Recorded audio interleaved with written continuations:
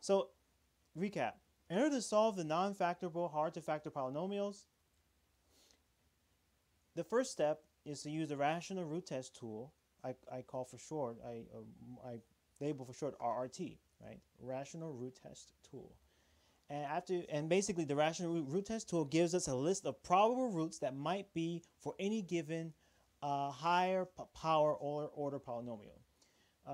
Then I use the Descartes' rule of sign tool. And the Descartes' rule of sign tool is when we have a list of too many possible roots, this tool, the Descartes' rule of sign tool, cuts down the list of possible roots to find higher probability roots. It tells us whether or not to start positive or start negative. And the third tool that we use after we use the Descartes rule tool, if necessary, we use the upper and lower boundary rule tool together with synthetic division. All right. And then after we find that root, after we find that zero through our synthetic division, we use the shortcut method to reduce the power or degree of the polynomial. And after we do that, after we keep reducing and reducing and reducing it, after reducing the whole thing to a quadratic equation, a power of 2, we use the factor method to factor the quadratic equation. Or if it's unfactorable, we use the quadratic formula to find the last 2 missing points. And remember, the quadratic formula, for those of you who don't know, is this. X, I like singing to the Robo Boat song. X equals opposite B, okay? Plus or minus the square root. B squared minus 4AC. All divided by 2A. Okay? That's how you do it.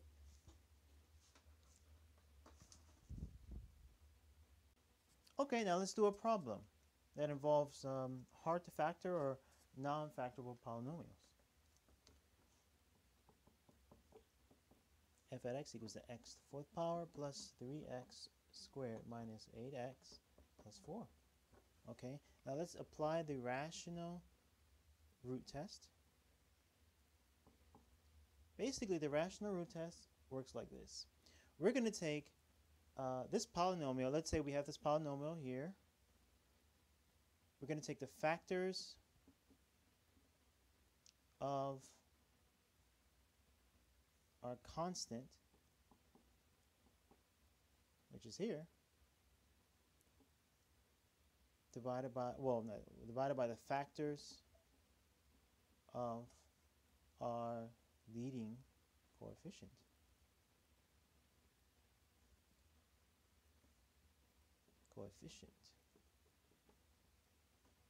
Which is right here. And the leading coefficient is invisible 1.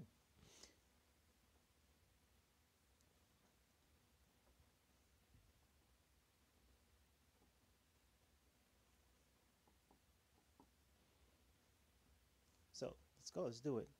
Apply a rational root test. The factors of our constant are, let's put it here. They are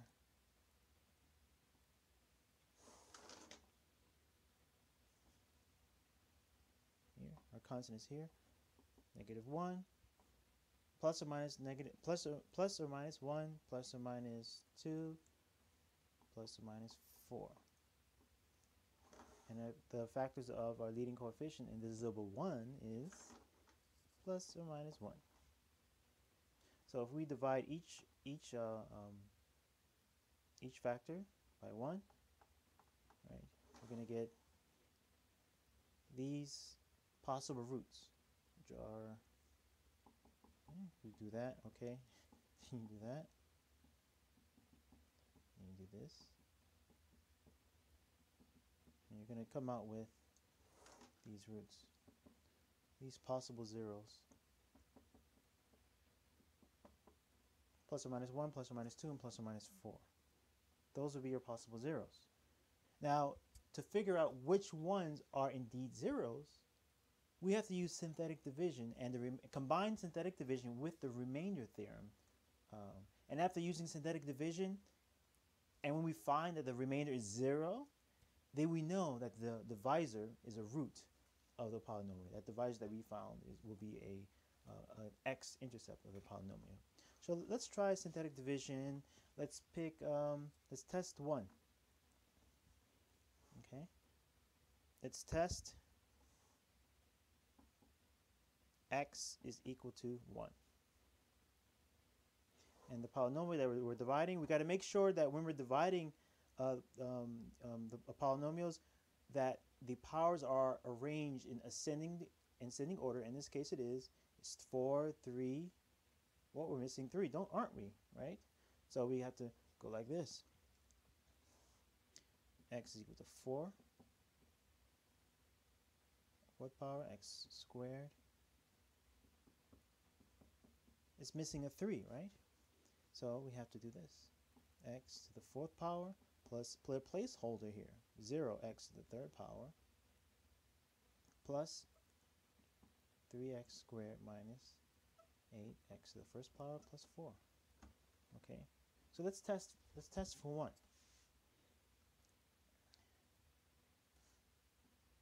Okay, we're going to test this for our L-shaped thing and put in a number. There's always an invisible number here. Invisible 1 here. 1, 0, 3, negative 8, and positive 4. Our last number will be our remainder. That's our r at x, remainder. And this number here is our d of x, our divisor. And this here, this term here, all this is our f at x, our function. Okay, and this down here will become our q at x, our answer. So let's divide. The first thing when we're dividing, we're pulling this 1 down here, so we get 1. 1 divided by 1. I mean 1 times 1 is 1. 1 plus 1. 1 plus 0 is 1. Okay, that's 1. 1 times 1 is 1. 3 plus 1 is 4. 4 plus 1 is 4 times 1 is 4. Negative 8 plus 4 is negative 4. Negative 4 times 1 is negative 4. Woohoo! We got it. The remainder is 0. And since this remainder is 0, right? Since the remainder is 0, then we know that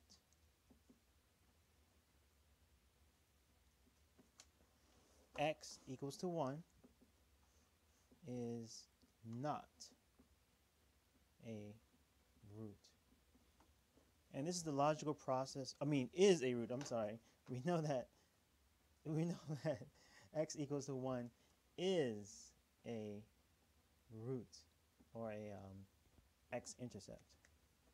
And this is a logical process that we're going to follow every time. So we have to keep testing. This is the only part of the rational root test. We have more things to test. So let's test more stuff.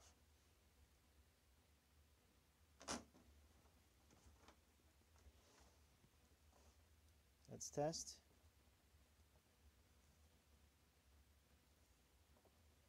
the numbers. X is equal to negative 1. Right there. X is equal to negative 1. We can put the same numbers in that we had before, which is these numbers. Okay, just showing you. I'll write it down, don't worry. So negative 1. The L-shaped thingy. And we're going to put 1, 0, 3, negative 8, and 4. Red dots there. Bring down our 1. Okay. Now we're going to multiply.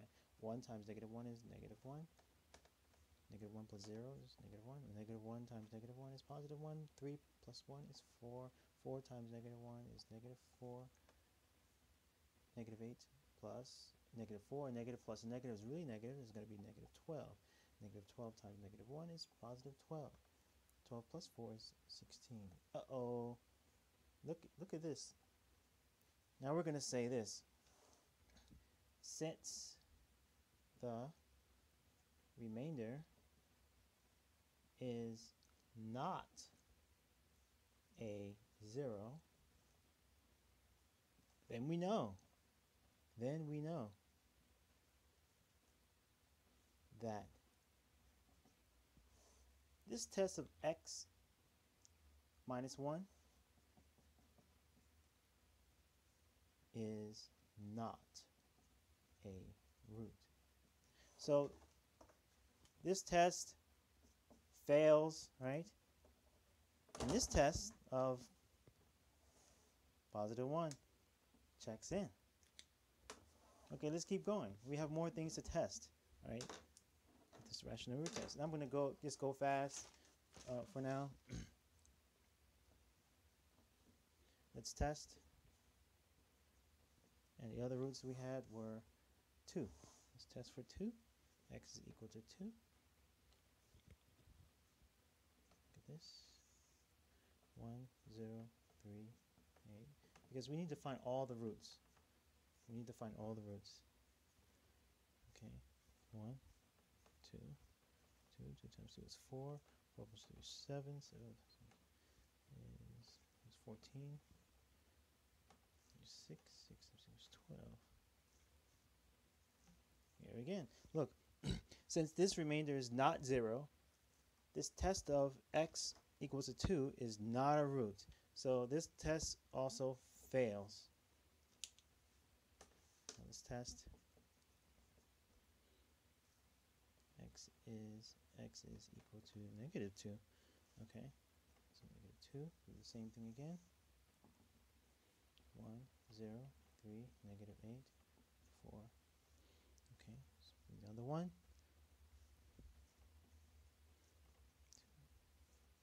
2, 4,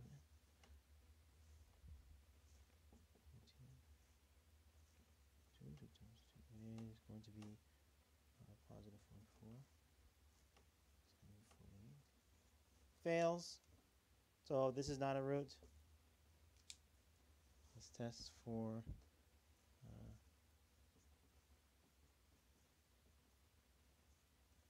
4. Okay. 4. Okay.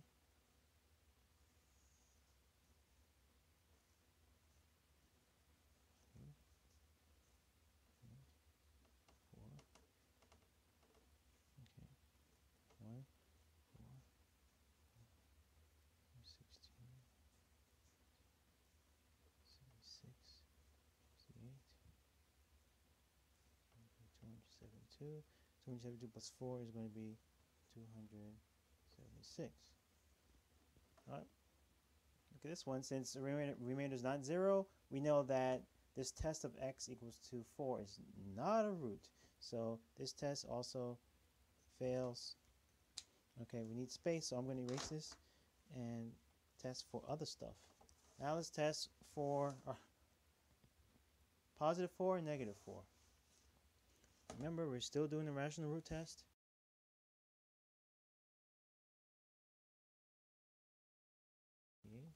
68 times 4 is going to be 272, 276. Fails. Okay, this one. Let's test for x is equal to negative 4. And this is going to be our last one.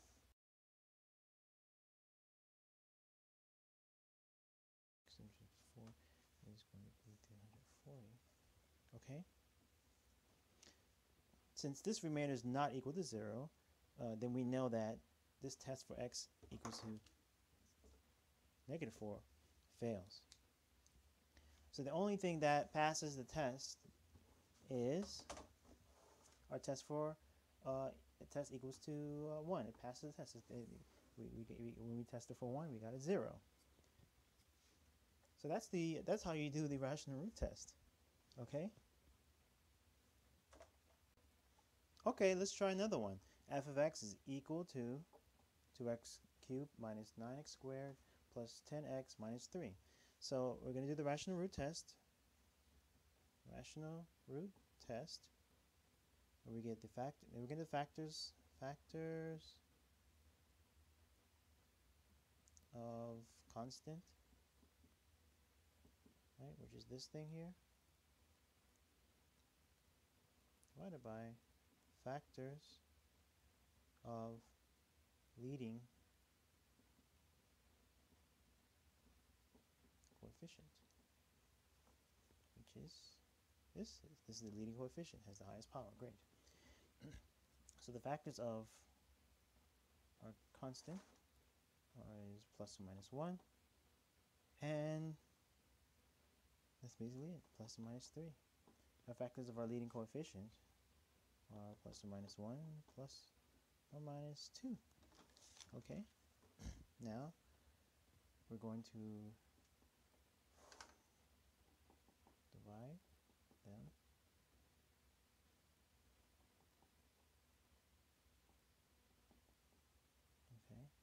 and this one.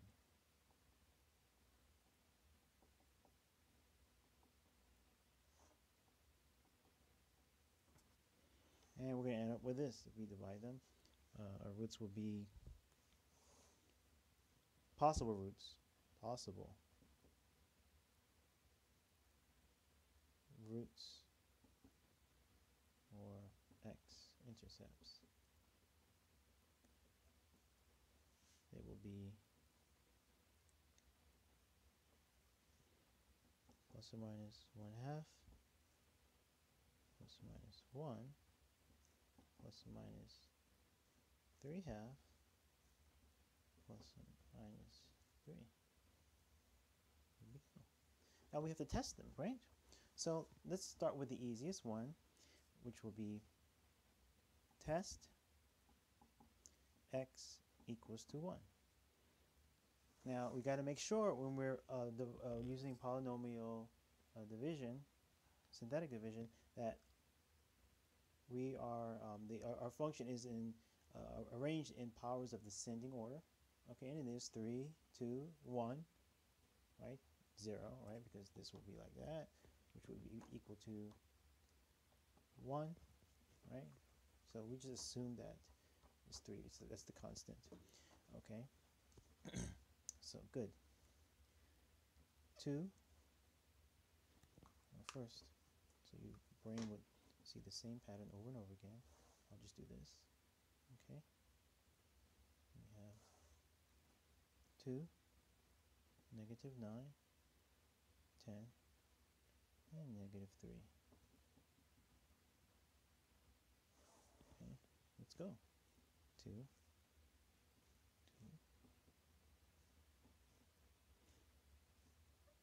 3 times 1 is 3. And, aha. Since this remainder is 0, our test for x equals to 1 is going to be a factor. It's going to be a 0 or a root of our function. Okay, we have to keep going. We have to do more tests. We have to find all the zeros, okay? Goes to negative 1. Let's try negative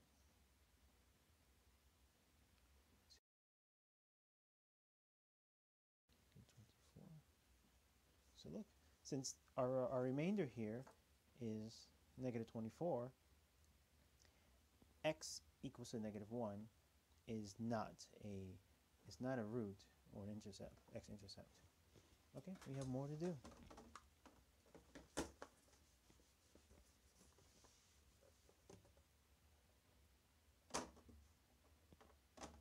We're going to do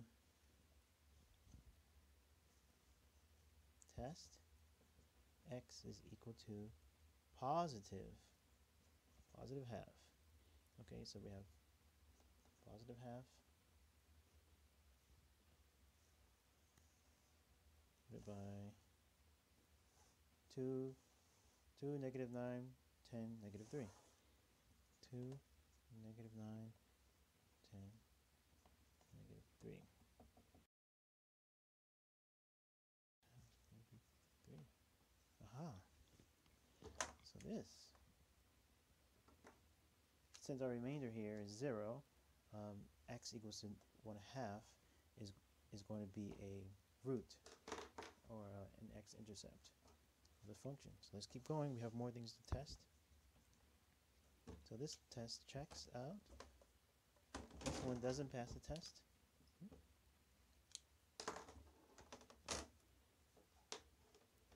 X is equal to 3 over 2. Okay, 3 over 2. 2, negative 9, 10, negative 3.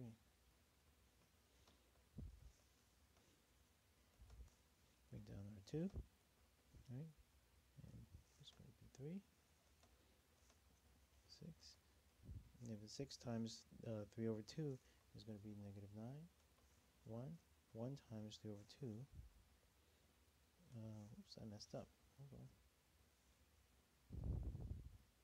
Yeah, and 1 times 3 over 2 is going to be, I didn't mess up, is going to be 3 over 2. 3 over 2 minus negative 3 is going to be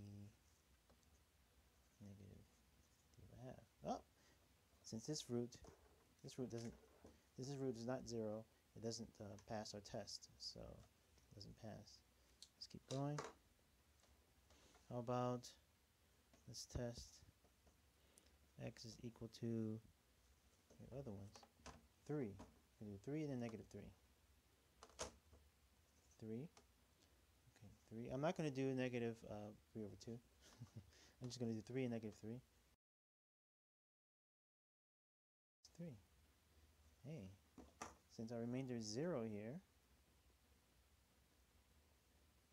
x equals to 3 passes the test. It's going to be an x-intercept or a root. Okay, now we're going to do our final test. Test x is equal to negative 3. 165. Negative 165 plus 3 is going to be negative 168. And look, since our remainder is not 0, x equals to negative 3 is not an x-intercept or a root. So it doesn't pass the test. And that, my friends, is how you do the rational root test. You see, it can be long and tedious, right?